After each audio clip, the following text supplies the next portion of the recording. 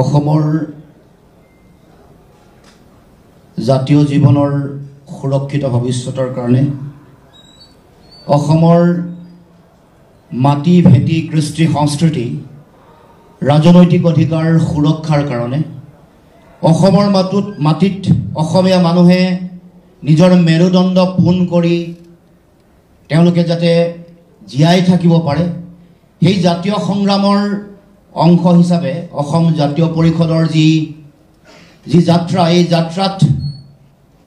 আমি আজি দিনটো এক বিশেষ দিন ঐতিহাসিক দিন হিচাপে আমি পৰিগণিত কৰিছোঁ। আজি এই পবিত্ৰ দিনটোত যি দিনটোত ডক্টৰ ভূপেন হাজৰিকাৰ মৃত্যু হৈছিল মৃত্যু তিথি যিটো দিনত গুৰু নানকৰ জন্ম হৈছিল আৰু যিটো দিন আজি ৰাস পূৰ্ণিমা এই পবিত্ৰ দিনটোত আমাৰ দলৰ পবিত্ৰ মজিয়াত অংশগ্ৰহণ কৰিবৰ কাৰণে এগৰাকী অতি শক্তিশালী ৰাজনৈতিক অভিজ্ঞতা সম্পন্ন নেতা এসময়ৰ কেন্দ্ৰীয় চৰকাৰৰ মন্ত্ৰী 4 বাৰ সাংসদৰ পদত অধিষ্ঠিত হৈ থকা আৰু অসমত বৰ্তমান যিটো দলে শাসন কৰি আছে বিজেপি দলৰ প্ৰতিষ্ঠাৰ দিনৰ পৰা সংগ্ৰামী যাত্ৰাত অতি শক্তিশালীভাৱে সন্মুখত নেতৃত্ব দিয়া ৰাজেন গোহাঁই ডাঙৰীয়া আজি আমাৰ দলৰ পবিত্ৰ পতাকাৰ তলত থিয় হৈ অসমৰ জাতীয় জীৱনৰ স্বাভিমান সুৰক্ষিত কৰিবৰ কাৰণে অসমৰ মাটিত জাতীয়তাবাদৰ পুনৰ উত্থানৰ কাৰণে আজি আমাৰ দলত যোগদান কৰিবৰ কাৰণে আগবাঢ়ি আহিছে। গতিকে আজি দিনটো অসমৰ জাতীয়তাবাদী ৰাজনীতিৰ কাৰণে মই ভাবোঁ যে এটা বিশেষ দিন। আমি সকলোৱে জাতীয় সংকট বুজি পাইছোঁ, জাতীয় সংকট দেখিছোঁ, চাৰিওফালে কেনেকুৱা ধৰণৰ ভয়াৱহ পৰিৱেশ পৰিস্থিতি চলি আছে। সাতম পুৰুষে ঐক্য সমন্বয় সম্প্ৰীতিৰ বৰ ভেটি ভাঙিবৰ কাৰণে স্বৰ্গদেউ চাওলুং চুকাফা মহাৰাজ নৰনাৰায়ণে প্ৰতিষ্ঠা কৰি থৈ যোৱা এখন অসম জগতগুৰু মহাপুৰুষ শ্ৰীমন্ত শংকৰদেৱ মাধৱদেৱে দি থৈ যোৱা জাতীয় জীৱনৰ মহান আদৰ্শ সংকটৰ গৰাহত পৰিছে। জাতীয় চেতনা জাতীয় সংকটক তছনছ কৰি আধিপত্যবাদী প্ৰভুত্ববাদী আগ্ৰাসী কিছু শক্তিয়ে অসমৰ সমাজ অসমৰ ঐতিহ্য অসমৰ পৰম্পৰা অসমৰ স্বাভিমান অসমৰ কৃষ্টি সংস্কৃতি অসমৰ জাতীয় অৰ্থনীতিৰ ভেটি এইবোৰক নাইকিয়া কৰি জাতিক সমাজক জাতীয় সভ্যতাক সংকটৰ মাজলৈ ঠেলি দিয়াৰ এক কূটকৌশল অসমত ৰচনা হোৱা আমি দেখিবলৈ পাইছোঁ। গতিকে তেনেকুৱা খনত আমি আমাৰ লক্ষ্য ঠিক কৰি আমি যদিও সন্মুখত বহু প্ৰত্যাহ্বান আছে যদিও সন্মুখত সংকট শক্তিশালী সংকট আমি দেখিছোঁ যদিও আমি বিভিন্ন অশুভ শক্তিয়ে তেওঁলোকৰ কূটকৌশল তেওঁলোকৰ কাৰ্য্যে তেওঁলোকৰ নিজৰ অভিষ্ট সিদ্ধিৰ কাৰণে বিভিন্ন ধৰণে কাম কৰি থকা দেখিবলৈ পাইছোঁ। কিন্তু তথাপিও এটা কথা পুনৰ সোঁৱৰাই দিব খুজিছোঁ, য'ত সংকট থাকিব য'ত প্ৰত্যাহ্বান থাকিব তাতে নিশ্চিতভাৱে সম্ভাৱনা থাকিব আৰু এই সম্ভাৱনা আমি বাস্তৱত ৰূপায়িত কৰিবৰ কাৰণে আমি সকলোৱে যুঁজিব লাগিব, আমি সংকল্প ল'ব লাগিব। গতিকে এতিয়া যুঁজাৰ সময়, এতিয়া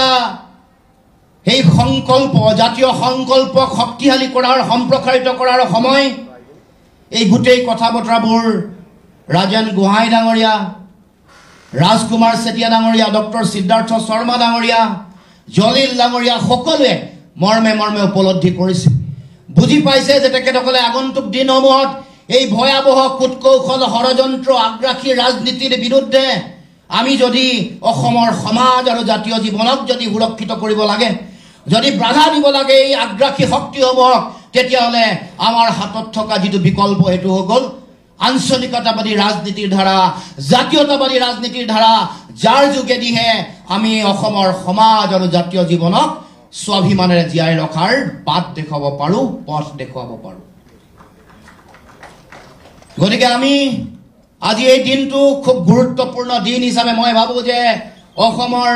সংগ্ৰামী ৰাজনৈতিক ইতিহাসত যেতিয়া আগন্তুক দিনসমূহত এই বিষয়সমূহ যেতিয়া লিপিবদ্ধ হৈ থাকিব তেতিয়া আজিৰ দিনটোৰ গুৰুত্ব অতি শক্তিশালীভাৱে লিপিবদ্ধ হৈ থাকিব। কাৰণ আজিৰ দিনটোৰ পৰাই অসমৰ ৰাজনৈতিক পথ পৰিৱৰ্তন নিশ্চিতভাৱে হ'ব মই আত্মবিশ্বাসী। আৰু মই এইটো আত্মবিশ্বাসী আমাৰ এই যুঁজৰ সংগ্ৰামখনত আমি যদি লক্ষ্য স্থিৰ কৰি লওঁ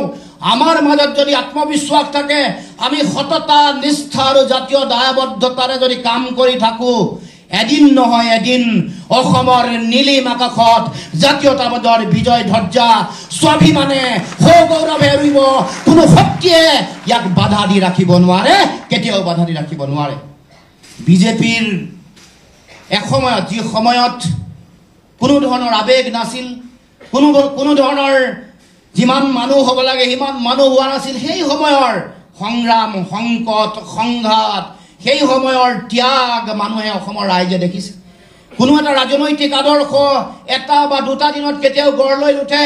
তাত ত্যাগ থাকিব লাগিব, কিছু মানুহৰ একনিষ্ঠ প্ৰচেষ্টা থাকিব লাগিব, আৰু জাতীয় স্বাভিমানেৰে ডগমগাই থকা চিন্তা চেতনাৰে উদ্বুদ্ধ হোৱা মানুহৰ শক্তি লাগিব, দায়িত্ব লাগিব, ত্যাগ লাগিব আৰু কৰ্ম লাগিব। তেতিয়াহে আমি লক্ষ্যত উপনীত হ'ব পাৰিম। গতিকে আমি এতিয়া কোনো বিকল্প নাই। আমাৰ ইয়াৰ আগত আমি সকলোৱে সুধা কণ্ঠ খুঁৱৰি আমি সকলোৱে কথা কৈছোঁ। সকলোৱে বেলেগ বেলেগ দিশ সুধা কণ্ঠই আগতে দেখুৱাই দিয়া সংকটৰ কথা কৈছে, কেনেকৈ সেই সময়তে তেওঁ উপলব্ধি কৰিছিল, কেনেকৈ ভাষা কৃষ্টি সংস্কৃতিৰে সংকট আহিছে। সেই সময়ত কেনেকৈ সুধা কণ্ঠই উপলব্ধি কৰিছিল যে আমাৰ সমন্বয়ৰ বৰ ভেটিত কোনোবাই আক্ৰমণ কৰিবলৈ আৰম্ভ কৰিছে, কেনেকৈ আমাৰ মানুহৰ মাজত সমন্বয় নাইকিয়া হৈছে, কেনেকৈ কৃষক, শ্ৰমিক, থলুৱা যিবোৰ হালোৱা সজোৱা আছে তেওঁলোকক কেনেকৈ শোষণ নিষ্পীষণেৰে কেনেকৈ ভাৰাক্ৰান্ত কৰা হৈছে, কেনেকৈ আমাৰ লোককৃষ্টি সংস্কৃতিক কেনেকৈ আগবঢ়াই লৈ যাব লাগিব, কেনেকৈ বিশ্বজনীন যিটো লক্ষ্য আৰু চিন্তা আছে তাত কেনেকৈ অসমৰ জনগণক অসমীয়া নামৰ যিটো মহাজাতি সত্তা আছে, য'ত সকলো অসমৰ খিলঞ্জীয়া জাতি জনগোষ্ঠী, অসমলৈ নতুনকৈ অহা আন আন জাতি জনগোষ্ঠী, হিন্দী ভাষী অসমীয়া, বাংলা ভাষী অসমীয়া, গোৰ্খা সকলোকে লৈ সকলো জাতি জনগোষ্ঠী, ভাষা ভাষী, ধৰ্মাৱলম্বী, সকলো ধৰ্ম, কোনো ধৰ্মৰ ভেদাভেদ নাই, হিন্দু, মুছলমান, শিখ, জৈন, বৌদ্ধ, পাৰ্চী সকলোকে লৈ যিটো বৰ অসমৰ আমি সপোন দেখিছোঁ, যিটো মহাজাতি সত্তা, অসমীয়া নামৰ মহাজাতি সত্তা আছে, সেই জাতি সত্তাক আমি মূৰ তুলি জীয়াই ৰাখিবলৈ, তেওঁলোকৰ মেৰুদণ্ড পুনাই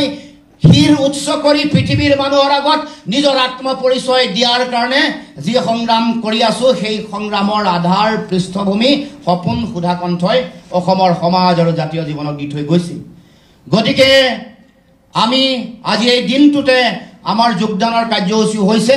গতিকে এই যোগদানৰ কাৰ্যসূচী এটা বিশেষ আৰু এটা অতি গুৰুত্বপূৰ্ণ বাৰ্তা অসমৰ সমাজ আৰু জাতীয় জীৱনলৈ তুলি ধৰিছে। আমি সেইকাৰণে যেতিয়াই আজি বক্তব্য ৰাখিছিলোঁ, মাটি ভেটিৰ কি সংকট হৈছে, ৰাজনৈতিক ভৱিষ্যত কেনেকৈ কাঢ়ি লৈ যাব বিচৰা হৈছে, কেনেকৈ আমাৰ সংস্কৃতি আৰু সাহিত্যৰ চৰণীয়া পথাৰখনতো কেনেকৈ বিভিন্ন ধৰণৰ প্ৰভুত্ববাদী আধিপত্যবাদী চিন্তাৰ সমাহাৰ ঘটিছে, কেনেকৈ গুৰুজনাৰ আদৰ্শ আৰু চিন্তাকো কেনেকৈ নাচ্ছাত কৰি দিব খোজা হৈছে, মহাপুৰুষ শ্ৰীমন্ত শংকৰদেৱৰ যি আদৰ্শ, সেই আদৰ্শক কেনেকৈ তিল তিলকে এটা ভয়াৱহ ভৱিষ্যতৰ মাজলৈ ঠেলি দিব খুজিছে, বা গুৰুজনাৰ আদৰ্শক কেনেকৈ নাইকিয়া কৰিব পাৰি, জাতীয়তাবাদৰ যি মহান আদৰ্শ আছে ইয়াক কেনেকৈ নাইকিয়া কৰি কেনেকৈ এটা দুখীয়া, দুৰ্বল, স্বাভিমানহীন এটা জাতি সত্তাত পৰিণত কৰিব পৰা যি ষড়যন্ত্ৰ, এই ষড়যন্ত্ৰ ধাৰাবাহিকভাৱে অব্যাহত আছে। গতিকে ৰাইজ, আমি আগন্তুক দিনসমূহত এই সংগ্ৰামী যাত্ৰাটোকে আমি আগবঢ়াই লৈ যাব লাগিব। আজি আমাৰ দলৰ হাত শক্তিশালী কৰিবৰ কাৰণে, আমাৰ আদৰ্শক শক্তিশালী আৰু সংবৰ্ধিত ৰূপত মানুহৰ জনগণৰ মাজলৈ লৈ যাবৰ কাৰণে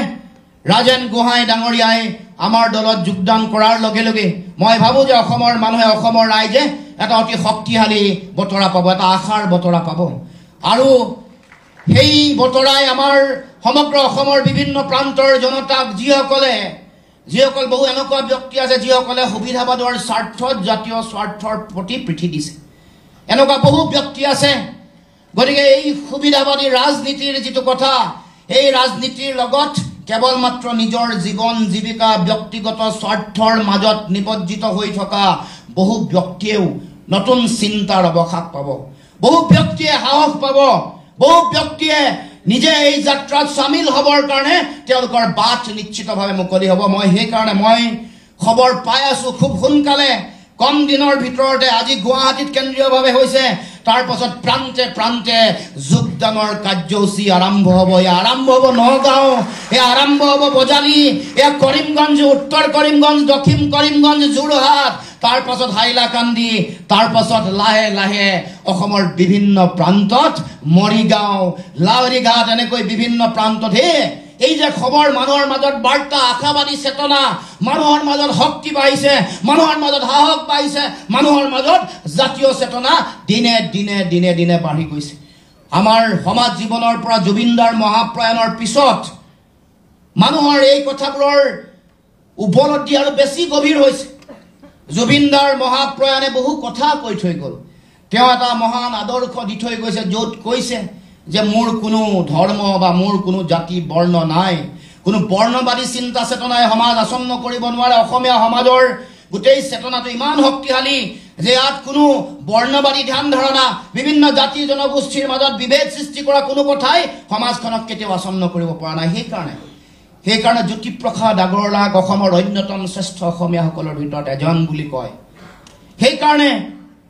সেইকাৰণে এইখন অসমত হেমাংগ বিশ্বাসক আমাৰ ৰাইজে অতি আদৰ আৰু মৰম কৰে। সেইকাৰণে এইখন অসমত ছবিলাল উপাধ্যায়ৰ প্ৰতি অসমৰ জনগণৰ অত্যন্ত মৰম আৰু সকলোৰে এটা নিজৰ যিটো এগৰাকী অন্যতম শ্ৰেষ্ঠ অসমীয়া হিচাপে যিটো ভাল পোৱা, এই ভাল পোৱা আছে। গতিকে এইখন সমাজ পুনৰ ঘূৰাই আনিবৰ কাৰণে আমি প্ৰথমৰ দিনৰ পৰাই আমি আমাৰ যি যাত্ৰা, যি সংগ্ৰাম আমি অব্যাহত ৰাখিছোঁ। দেশৰ সংবিধান সুৰক্ষিত কৰা, দেশৰ ন্যায়পালিকাৰ প্ৰতি অহা সংকট কেনেকৈ আমি দূৰ কৰিব পাৰোঁ, ন্যায়পালিকাক বুঢ়া আঙুলি দেখুৱাই নিজৰ মতে চৰকাৰ চলোৱাৰ যি মতলব, তেওঁলোকৰ জংগল ৰাজ সৃষ্টি কৰাৰ যিটো ধাৰণা, এক্সট্ৰা জুডিচিয়েল কিলিং কৰি সমগ্ৰ ন্যায় ব্যৱস্থাটোকে বুঢ়া আঙুলি আৰু ভেঙুচালি কৰাৰ যিটো তেওঁলোকৰ চিন্তা, তাক প্ৰত্যাহ্বান জনাবৰ কাৰণে প্ৰথম দিনটোৰ পৰা আমি কাম কাজ কৰি আহিছোঁ। দেশৰ সংবিধান, ন্যায়পালিকাৰ প্ৰতি আমাৰ যিটো আকুণ্ঠ যিটো শ্ৰদ্ধা আৰু ইয়াক জীয়াই ৰাখিবলৈ আমাৰ যিটো গণতান্ত্ৰিক যিটো দায়িত্ব আছে, যি জাতীয় দায়িত্ব আছে, সেই দায়িত্ব আমি সদায় পালন কৰি আহিছোঁ আৰু পালন কৰি যাম। আৰু আজিৰ দিনটোৰ পৰা অধিক শক্তিশালী আৰু দৃঢ় হ'ব এই সংগ্ৰাম। গতিকে ৰাইজ, আমাৰ দলত আজি যোগদান কৰিবলৈ অহা আমাৰ যিসকল ব্যক্তি, যিসকল ডেকা প্ৰজন্মৰ ব্যক্তি আছে, যিসকলৰ ডগমগাই থকা চকুত আশাবাদী চেতনা আছে, যিসকলে নিজৰ জাতি, নিজৰ সমাজ, নিজৰ ভাষা, কৃষ্টি সংস্কৃতিক সমৃদ্ধ কৰিব খোজে, সকলোকে আমাৰ দলৰ পবিত্ৰ মজিয়ালে আমি উষ্ম আদৰণি জনাইছোঁ। আমি এই যাত্ৰা আৰম্ভ কৰিছোঁ আৰু মই ভাবোঁ যে এই যাত্ৰাই আমাৰ যি লক্ষ্য, এই লক্ষ্যত আমি উপনীত হ'বৰ কাৰণে বৰ বেছি দিন নাই। অসমৰ সমাজ জীৱনলৈ, জাতীয় জীৱনলৈ সুদিন অহাৰ আমি বতৰা আমি সকলোৱে পাইছোঁ। আগলি বতৰা ইতিমধ্যে অসমৰ সমাজ জীৱনলৈ আহিছে। নিশাৰ পাছত, ৰাতিৰ পিছত পুৱা হোৱাটো অৱশ্যভাম্বী।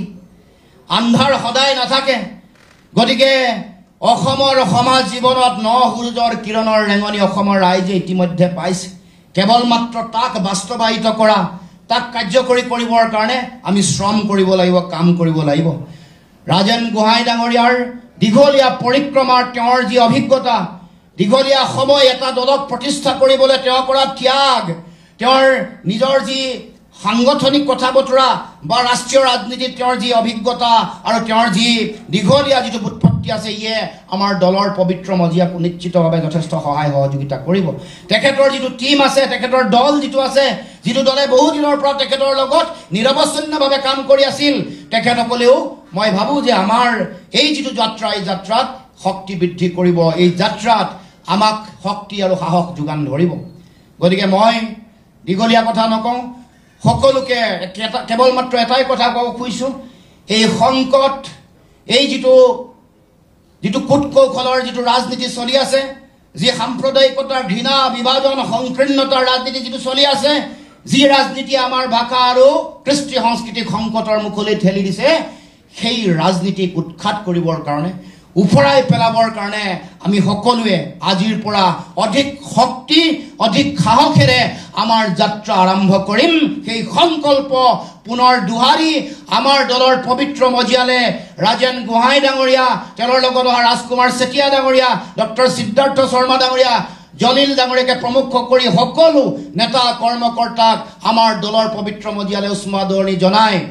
অসমৰ বুকুত জাতীয়তাবাদৰ বিজয় নিশান নীলিম আকাশত স্বগৌৰৱে স্বমহিমাৰে স্বাভিমানেৰে উৰিব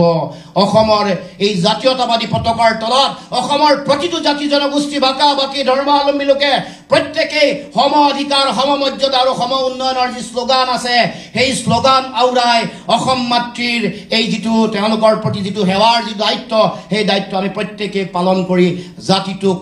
সমাজখনক জাতীয় সভ্যতাক আহক আমি অধিক শক্তিশালী কৰোঁ অধিক স্বাভিমানী কৰোঁ আৰু পৃথিৱীৰ মানুহৰ আগত অসমীয়াৰ সমাজ আৰু অসমীয়া জাতীয় জীৱনক একক আৰু অনন্য ৰূপত প্ৰতিষ্ঠা কৰাৰ যিটো চিন্তা ভাৰতবৰ্ষৰ মানুহৰ মাজত অসমীয়া জাতীয় সত্তাক একক আৰু অনন্য ৰূপত প্ৰতিষ্ঠা কৰাৰ চিন্তা শিক্ষা সাহিত্য কৃষ্টি সংস্কৃতি অৰ্থনীতিৰ বুনিয়াদ আৰু কৰ্ম সংস্কৃতিৰে আধ্যাত্মিক চিন্তা চেতনাৰে এক নতুন অসমৰ সপোন বাস্তৱায়িত কৰোঁ সাকাৰ ৰূপ প্ৰদান কৰোঁ আহক আমি সকলোৱে মিলি তাকে কামনা কৰি পুনৰবাৰ দলৰ পবিত্ৰ মজিয়ালে মই ৰাজেন গোহাঁই ডাঙৰীয়াক উষ্ম আদৰণি জনাইছোঁ অসমৰ জাতীয় জীৱনৰ যিসকল মহান বীৰ শ্বহীদ আছে প্ৰতিগৰাকী বীৰ শ্বহীদলৈ সশ্ৰদ্ধ প্ৰণিপাত জনাইছোঁ বিভিন্ন জাতীয় সংগ্ৰামৰ বিভিন্ন ক্ষণত যিসকলে শ্বহীদ বৰণ কৰিলে সেইসকলৰ প্ৰতি সশ্ৰদ্ধ প্ৰণিপাত তেওঁলোকৰ আদৰ্শ তেওঁলোকৰ জাতি প্ৰেম তেওঁলোকৰ স্বদেশ প্ৰেমৰ মহানুভৱতাই অসমৰ সমাজ আৰু প্ৰতিগৰাকী নাগৰিকক প্ৰতিগৰাকী ব্যক্তিক সদায় উদ্বুদ্ধ কৰি ৰাখিব আমাক লক্ষ্যৰ পৰা বিভ্ৰাট নহবৰ কাৰণে লক্ষ্যভ্ৰষ্ট নহবৰ কাৰণে সদায় আশীৰ্বাদ দি থাকিব প্ৰেৰণা দিব শক্তি দিব সাহস দিব তাকে কামনা কৰিছোঁ আৰু আজি এই বিশেষ ক্ষণত জুবিন গাৰ্গ ডাঙৰীয়া সৈয়দ ছাদুল্লাহ ডাঙৰীয়া আৰু দীপক শৰ্মাৰ প্ৰতি শ্ৰদ্ধাঞ্জলি নিবেদন কৰি মই ক'বলগীয়াখিনি সামৰিছোঁ ধন্যবাদ জয় অসম।